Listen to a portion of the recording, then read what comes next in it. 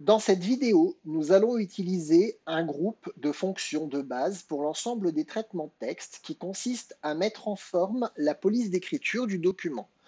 Dans Microsoft Word, un des traitements de texte les plus complets du marché, on notera quelques particularités et fonctions qui ne se retrouvent pas dans tous les traitements de texte, d'où l'intérêt peut-être de cette présentation. Pour commencer, notons que les boutons du groupe police se trouvent dans le ruban Accueil et plus précisément ici. Parcourons rapidement les boutons du groupe police aperçus ici dans le ruban au premier abord. Nous avons ici le bouton qui sert à afficher en gras le texte, le bouton qui sert à afficher en italique, le bouton qui sert à souligner. On remarquera une petite flèche ici qui permet d'aller chercher plusieurs modes de soulignement, le texte barré, l'indice qui sert à écrire en petit en bas de la ligne et l'inverse, l'exposant en petit en haut. Ici, le bouton qui sert à afficher des textes stylisés, un bouton qui sert à surligner le texte, le bouton qui permet de changer la couleur d'écriture. Ce bouton-là permet d'effacer toutes les mises en forme qui ont été appliquées sur un texte. Ce bouton-là permet d'afficher en majuscule ou en minuscule, ou éventuellement de choisir où indiquer les majuscules, par exemple en début de phrase. Ensuite, nous avons un bouton qui permet de diminuer la police d'écriture ou alors de l'agrandir. Ici, on peut choisir directement la taille d'écriture en venant la sélectionner ou en tapant sa valeur.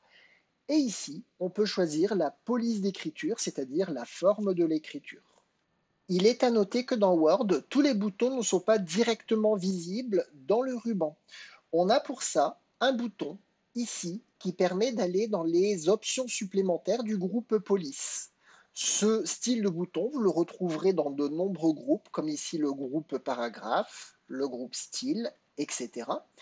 Ici, si on clique sur le bouton du groupe police, on retrouve l'ensemble des options qui étaient présentes dans le ruban, mais aussi d'autres, comme par exemple petite majuscule, masquée, que l'on n'avait pas tout à l'heure. Imaginons que je souhaite venir écrire sous la forme grasse. Pour ça, je sélectionne, c'est la première étape à réaliser pour toute manipulation du groupe police, et ensuite je viens tout simplement appuyer sur le bouton G pour venir mettre en gras. À noter que ce bouton est un bouton poussoir, il suffit de le repousser pour annuler l'action que l'on vient de réaliser. Si maintenant je souhaite souligner en rouge, je peux venir à côté du S de soulignement, choisir la couleur de soulignement, donc ici je vais choisir la couleur rouge, et éventuellement aussi la forme du soulignement, par exemple un double soulignement. Je vais maintenant aller chercher une fonction qui n'est pas disponible directement dans le ruban. Pour ça, je vais sélectionner le mot que je souhaite mettre en forme et dans Police, je vais aller chercher les options supplémentaires et par exemple, ici, je vais venir choisir barré double que nous n'avons pas sous forme de bouton. Et je fais OK. On peut apercevoir ici que le texte a été barré 2 fois. À n'importe quel moment, je peux sélectionner le texte et annuler l'ensemble des mises en forme réalisées grâce à ce bouton-là qui permet d'effacer les mises en forme. Je retrouve ainsi mon texte d'origine. Ici, je souhaiterais que Monsieur et Madame Dupont soient en abrégé avec des exposants. Je viens sélectionner le R et je viens cliquer sur le bouton exposant et je viens sélectionner ME et je sélectionne aussi exposant. Même s'il ne fait pas partie du groupe police, je voudrais attirer votre attention sur le bouton reproduire la mise en forme qui se trouve ici. Ce bouton permet très rapidement de réappliquer exactement la même mise en forme sur un autre texte. Exemple, mon titre 1, je viens l'écrire en gras, en taille 18, je le souligne et je change sa couleur d'écriture. Je souhaite appliquer exactement la même mise en forme à mon titre 2. Pour ça, je viens cliquer dans mon titre 1 Je dis que je veux reproduire la mise en forme grâce au petit pinceau reproduire la mise en forme. Désormais, ma souris est accompagnée d'un pinceau. Si je viens sélectionner mon titre 2, il a exactement la même mise en forme que mon titre 1. On peut reproduire aussi plusieurs fois une même mise en forme. À ce moment-là, il faudra double-cliquer sur le pinceau. Je viens donc cliquer dans mon titre 2. Je clique 2 fois sur le pinceau pour m'en servir plusieurs fois. Et je viens sélectionner mon titre 3 et mon titre 4. Et on pourrait en avoir bien entendu encore d'autres.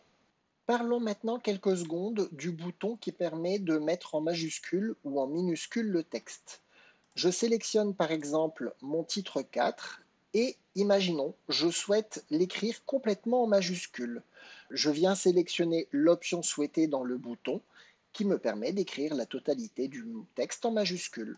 Imaginons maintenant que nous nous sommes mêlés les pinceaux et que nous avons complètement interverti majuscules et minuscules au moment de la frappe. Ici, nous avons une option qui permet d'inverser la casse, c'est-à-dire de transformer les majuscules en minuscules et de transformer les minuscules en majuscules. Ainsi, mon texte se retrouve correctement écrit. Avant de terminer cette vidéo sur le groupe Police, parlons maintenant de ces 2 boutons-ci, agrandir et diminuer la police d'écriture. Ces 2 boutons sont intéressants car ils vont permettre, sur un texte comme ici, où plusieurs détails sont présents dans l'écriture, de garder ces différences. Si je viens me servir ici du sélecteur de taille, je perds la différence entre les différents mots. J'annule ce que je viens de faire.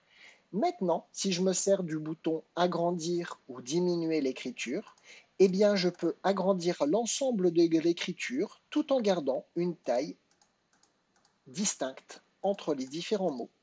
Voilà, nous avons terminé de parcourir le groupe Police. J'espère que cette vidéo vous aura été utile, même si ces boutons sont assez bien connus et présents dans beaucoup de logiciels. Malgré tout, ils méritaient peut-être une petite explication.